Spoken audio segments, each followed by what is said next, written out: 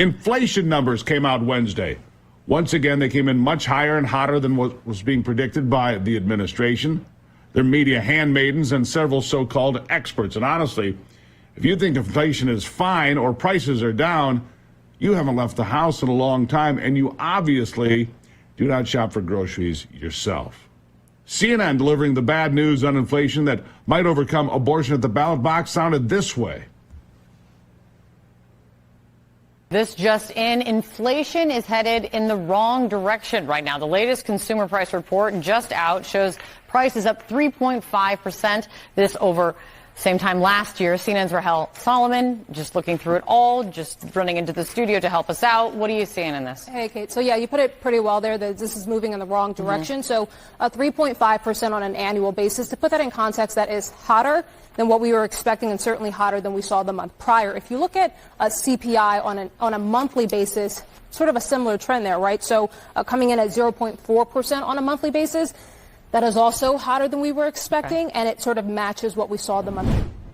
Yes, it does. And of course, if Chicken Noodle News is panicked about the inflation numbers rising again, then the people that actually spend time on the business channels are also raising the red flags about what is happening and where we're going with all of this red ink. And there is plenty of it to go around. The business networks all concerned about inflation hurting all of us. And this is at a 3-year high. Not good at all. Listen.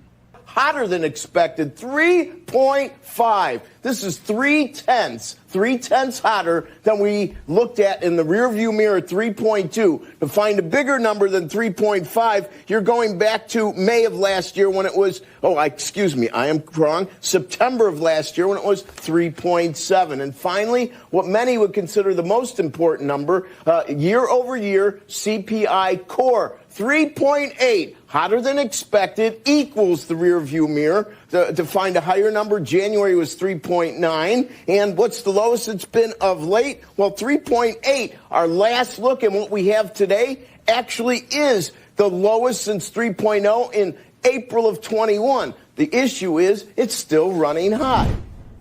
Yes, it's still running hot, which means no rate cuts. Let me go through a shopping list with you to see if this financial pain sounds familiar to you, because there isn't anything that's cheaper today than when Joe Biden got into office, except, I guess, illegal drugs like heroin and fentanyl flowing in across the wide-open southern border. That stuff is cheap. But for you, gasoline up 47.8%. Groceries, 21.1%. If you're going out for a little dinner, a bite to eat, got a bit worse, 21.4% up. Baby food, 30.5%. Feeding Fluffy and Spot is getting tougher because the cost of feeding and take care of your pets is on the rise, with pet food up 23.7%.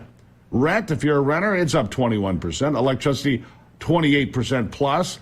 Natural gas, almost 27%. Used cars, 21%. And getting on an airplane to travel, that is on the rise too. And the price of a ticket up 32.7%. But hey, if you want to take public transportation, like the bus or the train, it's not going to help you. 22.2%. And the real kicker, not only is your money getting chewed up by inflation and your paycheck may look better in raw numbers, but the buying power you have is sliding. The overall income down 3.9%. That's the shopping list. Pretty ugly. It's not good. But the president, Joe Biden, is oblivious to all of it. He took a few questions yesterday. At least he tried to, I guess.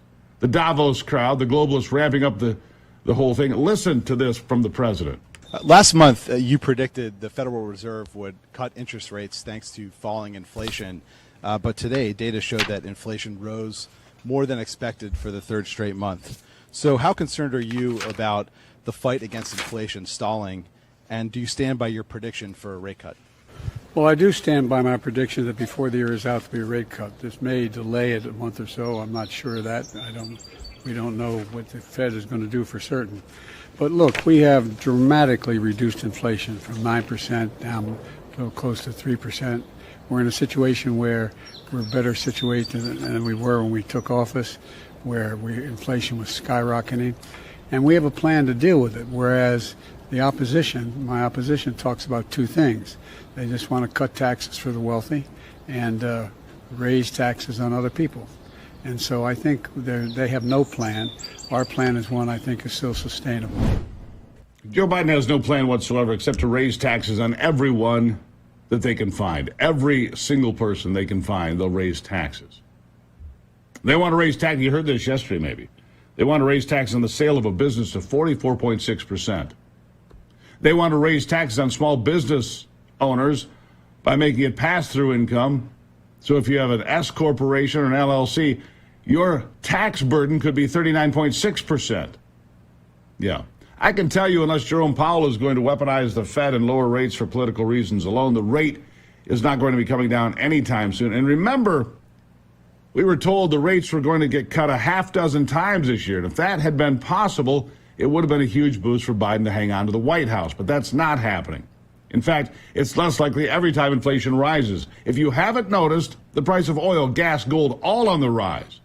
That's not good news for the incumbent party in Washington, not at all. We're going to continue this conversation, look deeper into what things are going to cost you, and spend more time talking about this economy because it's the one thing, along with the border, that everybody is completely aware of.